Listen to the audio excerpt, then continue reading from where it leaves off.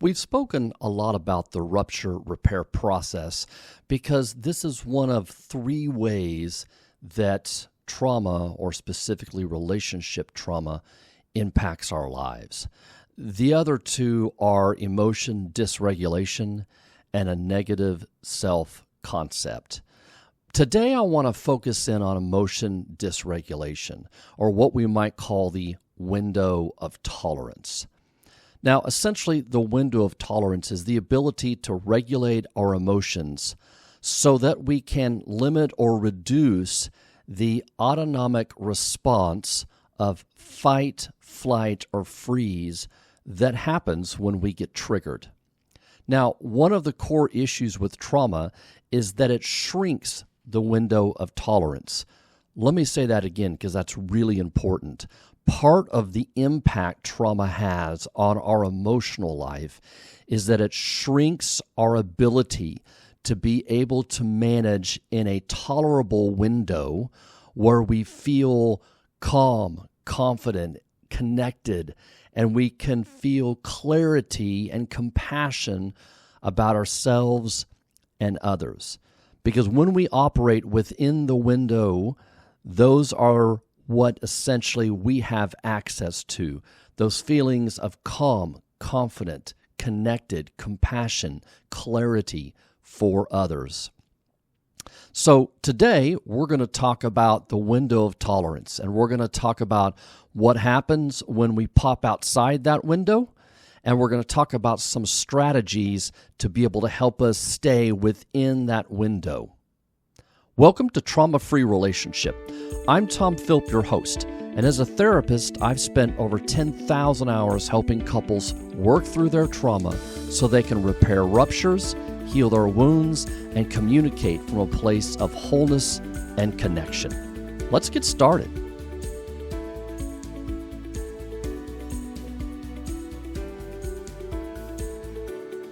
Okay, as I said in the opening, we're going to talk today about what we call the window of tolerance. So if you're listening to this audio, then I just want you to sort of close your eyes, or now if you're driving, please don't be unsafe about that, but try to just get into a relaxed place for a moment and picture a window. It could be the window maybe in your office right now. It could be your childhood window out of your bedroom at home, or your grandmother's window when you went to visit and the beautiful garden you were able to look out upon. It doesn't really matter what window it is, but just picture a window.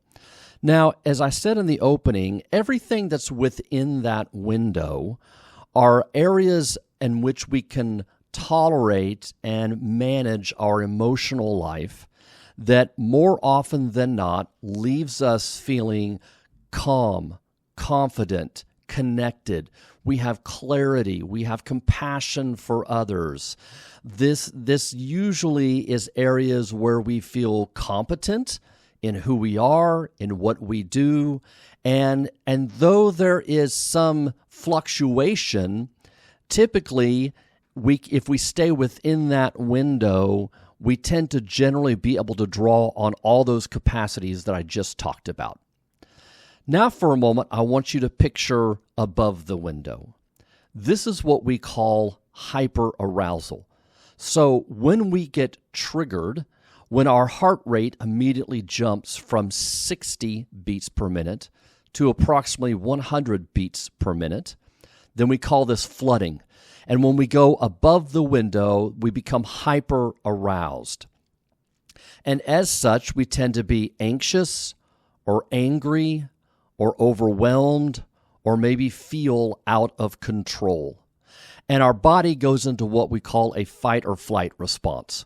So it either is gearing up, it's pouring cortisol into our bloodstream, and it's gearing us up to fight, or it's doing the same and it's gearing us up to run away. And again, these are called autonomic responses because they are automatic. We are not thinking that this is our response. These things are automatically happening in our bodies when we get triggered. And so that is everything above the window. Now I want you to picture, if you will, everything below the window. This is what we call hypo-aroused. And this is when our body tends to go to more of a freeze state. You also might have heard the term disassociation, because oftentimes freezing and disassociating can share similar qualities.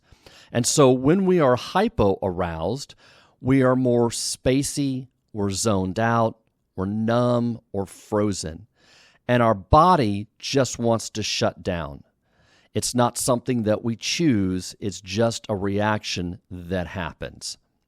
And so typically when somebody talks about the window of tolerance, what they're speaking about is this ability to either be triggered, which causes hyperarousal, which we go above the window, or hypoarousal, which brings us down below the window. Now, this is a conceptualization of what happens for us. And this was first coined by Dan Siegel, a brilliant researcher and psychiatrist.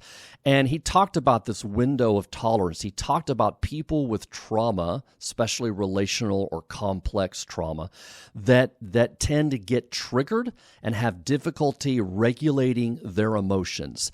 And so he used this concept to help describe and depict sort of what's happening internally for them. So because when people have trauma, they actually can get triggered more easily, part of what happens, as I mentioned, is that trauma shrinks this window. So it makes it more difficult, as if it's not hard enough as human beings to manage our emotions at times, especially in this day and age when we have so much information coming at us at any given point in time, not only just our interpersonal information, but on social media and the speed at which we receive information in this day and age. It is hard to manage our emotions, but boy, you add trauma to that mix and it makes it all that much more difficult. So imagine now that window that you're picturing, whatever that window was when you first started listening to this podcast. I want you to cut that window now in half. Imagine that window half its size. And imagine that this is now the range at which you have to work with in order to be able to manage your emotions. And think about how little it takes sometimes to pop you either above or below that window, to push you either up into hyperarousal state or below into a hypoarousal state. And that's the difficulty with which we're talking about. Part of my job as a therapist, among all the words that I can use and all the words I'm listening to, is to help my couples manage their emotions together. Because part of the problem is one or the others can get easily triggered, and when they do, they can get immediately defensive, and those patterns of protection can take over. And so I'm oftentimes noticing, is their breathing becoming heavier?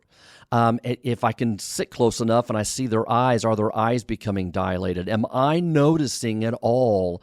Is their foot shaking? Are their hands shaking? Sometimes I'll notice these things and I will just stop and pause the session and I'll say, what's happening with your foot there? Can we focus on that for a moment? And when I bring attention to that, oftentimes they're able to tell me that they're anxious or they feel, in this particular case, hypoaroused. Now, they may not be into full fight or flight, but they're already operating at the upper limits of that window. Now, they still may be within the window of tolerance, but I can definitely tell that it won't take a whole lot in this session for them to then be pushed into that hypoarousal state or be pushed into the hypoarousal state. Part of the cycles that I talk so much about, and we'll put this into context of attachment styles because I've spoken so much about that. And I think, again, that's a great way to talk about the different copings and styles of coping that we have. So typically, and this isn't always the case, but typically, anxious attachment style tends to get triggered into the hyperarousal state. So they tend to get more anxious, they tend to get more angry, they tend to feel more out of control. So as a result, they oftentimes try to push or get overly assertive to their partner in order to then be able to calm themselves down. And conversely, with more avoidant styles, they tend to dismiss the emotion. So oftentimes, they might go into a freeze state where they go blank and they can't think and they feel zoned out or numb or frozen in their body. Now, I also want to make clear, because this is important, that avoidant styles can also be hyper-aroused, but they are more in a flight pattern than a fight pattern. So avoidant style of attachment doesn't always mean that you're hypo-aroused, you're below the window. You can just as easily be pushed above the window and to be into a hyper-arousal state. People don't see it as well because the person is so locked down on the inside that on the outside it doesn't look like anything's happening. It doesn't look like they're angry, upset, aroused, or anxious, but oftentimes internally they might feel that, but their response to that is to then move away. So the question with all this is great. These are great little concepts, and I love talking about them, but really the next step is, what do we do with a shrunken window? How can we expand that window back out? And there's some things that we can certainly do, but I want to start with, what do we do if we just find ourselves in a hyper-arousal state? Well, first of all, you're going to have to recognize that you're there. And I know that's always the first thing I talk about. You say, oh, I know, Tom, you'll recognize it. We got to recognize it. But that's true. If you're so caught up in the emotion that you can't even see what's happening, and sort of have any kind of distance or perspective on, oh my gosh, I've just gotten triggered, I'm definitely in a hyper-aroused state right now, then it's going to be really hard to apply anything. So when you are in a hyper-aroused state, you have to, one, be able to recognize it, and then two, have some tools in your tool belt to be able to work with it. Those tools in the moment might be to get up and walk around. Move your body. Sometimes sitting still increases that sense of anger, increases that sense of anxiety. So don't be afraid to get up and walk around and get your body moving. That could be really important.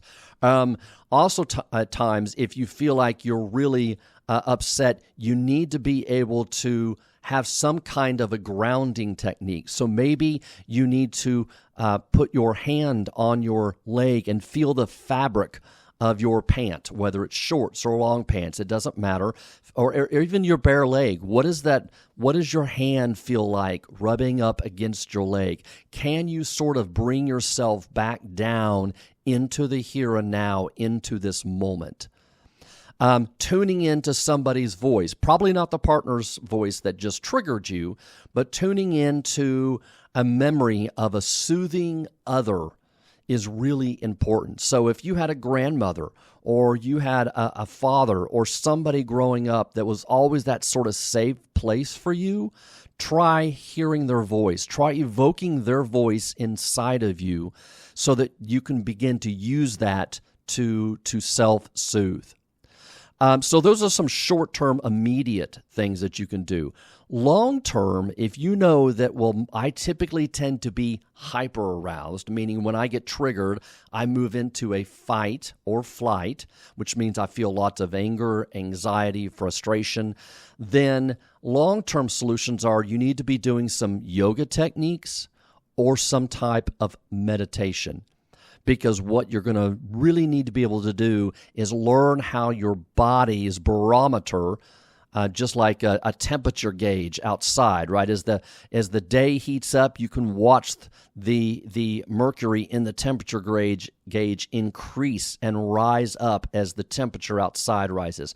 You need to be very good. You need to be an expert at your own body. You need to be able to recognize, oh, that temperature gauge is rising, and now's the time, while I'm still in the window, for me to be proactive. So let me use a yoga technique. Let me think of a meditation technique.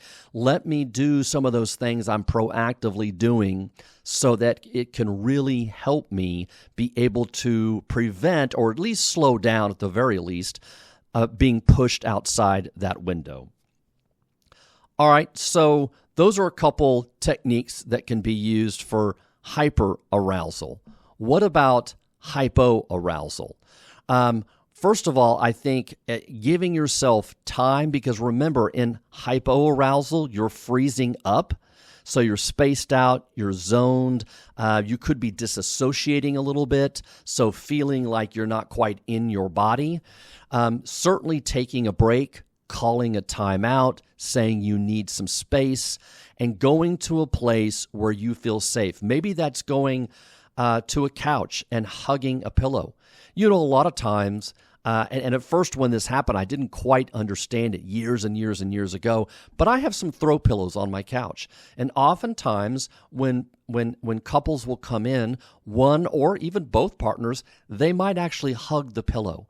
And at first I thought, well, that's kind of strange. Why are they hugging the pillow? But they kept it in their lap. And I think periodically I would see them sort of play with it, hug it, have it, and it was almost like a security blanket for them. I think it was something that helped them regulate their emotions, and now I get it. Now I completely understand.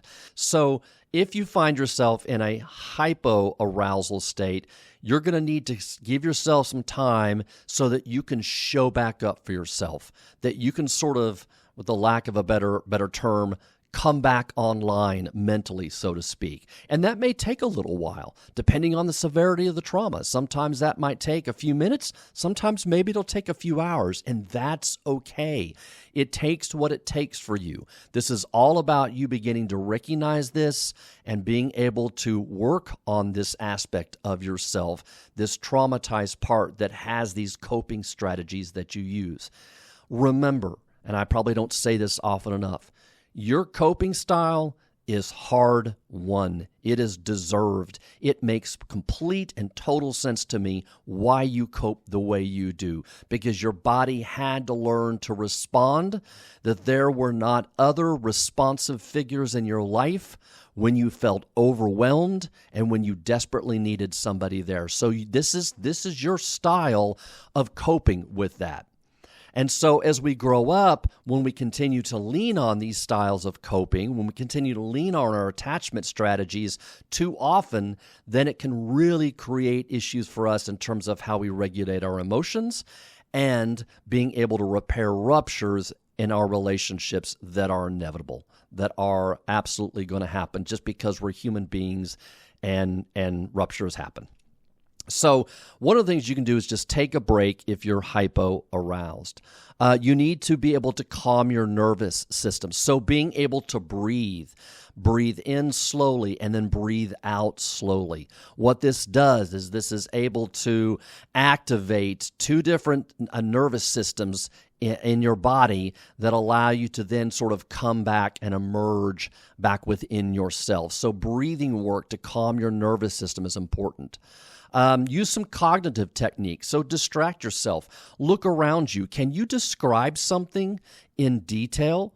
Can you look over and say, okay, I'm looking at the bookcase and I see multicolored books and I see an urn sitting there and I see 3 rows of books and you can start naming some of the books. Bring yourself back to the present moment by describing something as in full of detail as you can. And then being able to sort of orient yourself to place and time. So start naming some family members. Who are you? Where are you? Where are you at right now? Just even starting, name, place, date, current president, things like this. You're just bringing yourself back to an awareness of the here and now. Lastly today, I want to mention, I talked about what happens and how do we expand this window. One of the things we need to do is ultimately to widen the window of tolerance by being able to hold and tolerate our full range of emotions. Now, this means that we can move with and through each of our emotions to completion. Now, remember, emotions are like a wave. They come on, they begin to build, they reach a peak, and then they begin to subside. And oftentimes, when we are in fight or flight, what we do is we actually interrupt that pattern of happening. We interrupt that wave-like of emotions. And when it starts to come on, we immediately go into fight or flight or into freeze, and that interrupts that whole process. And so what happens is over time, we learn to avoid that emotion more and more and more. We need to be able to tolerate our full range of healthy emotions so that when we feel them, when something in our environment causes us to use that emotion, whether it's sadness, whether it's fear, or whether it is interest and curiosity, or whether it is shame, we can allow all those emotions to run their course. Because when we do that, what happens is we find the need behind the feeling. And the need is what we want to get at. When we are scared, our need is to reach out to a protective other. And so, if we block that process repeatedly, then what happens is we never learn to reach out to others when we are scared. We simply go into fight or flight or freeze response, and it interrupts that process. And then we are left to bear that emotion by ourselves. And that ultimately is not a healthy emotional process because we get stuck in this pattern of how we experience our emotions over and over and over. So some of these things, in order to increase the window of tolerance, I've already mentioned, like breath work, being able to be an expert in your own body and what it feels like to be in your body and what it feels like to experience the full range of emotions, the positive ones as well as the negative ones, and breathe through those so that we can feel our emotion to completion. Guided imagery is a great way to start working on expanding the window. So, you might imagine yourself on a swing or paying attention to the internal feelings of the movement or the rocking motion of the swing that actually brings the breath in line in a different way, which helps you sort of circumvent the certain triggers that might happen. So some guided imagery, some containment imagery. Imagine being able to like act as a container where you're just going to hold that emotion as long as you can and just try to stay with it. And you're going to keep it in this safe little container. Maybe you picture somebody hugging you. And when they do, you're going to allow yourself to feel whatever you want to feel that comes up, and you're just going to allow yourself to be embraced in that hug. And as a result, and maybe it's your own arms even wrapping around you, as a result, you're just going to allow yourself to tolerate more and more of your feelings.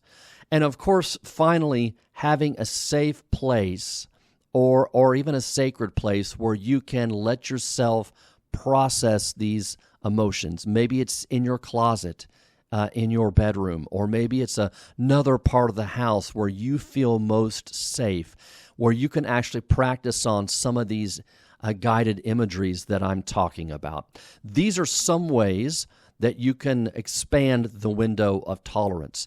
You can certainly expand it by going and getting help as well. A good therapist should be able to help you learn how to regulate your emotions. They should be well familiar with all these concepts and topics that I talk about, and you want to find somebody that is. But being able to find somebody you trust and can rely on to help you manage these emotions when they arise in the relationship is also an excellent way to learn how to begin to tolerate them more. As always, I want to thank everybody for listening. I hope this episode was enlightening for you. Hopefully, they're learning some new things that you haven't heard before. We've got so much more we want to bring your way. But as always, thanks for listening, and we'll talk to you next time. Thank you for listening to Trauma-Free Relationship, a podcast for the healing of attachment trauma. You can find us on Facebook, Instagram, or our website at traumafreerelationship.com. Be sure to look for our next episode on your favorite streaming service.